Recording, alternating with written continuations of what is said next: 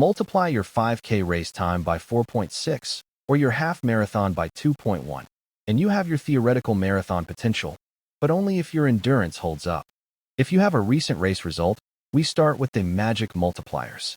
Multiply your 5K time by 4.6, your 10K by 4.3, or your half marathon by 2.1. This establishes your theoretical aerobic ceiling. However, raw speed doesn't guarantee endurance.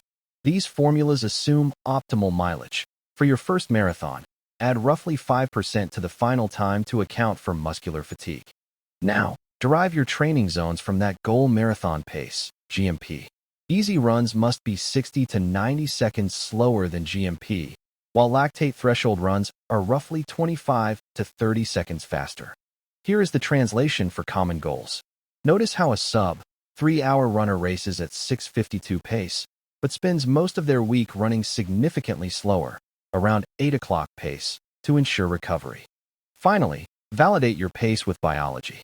Marathon pace is distinct because it sits at the aerobic threshold, typically 80 to 88% of max heart rate, or high zone 3.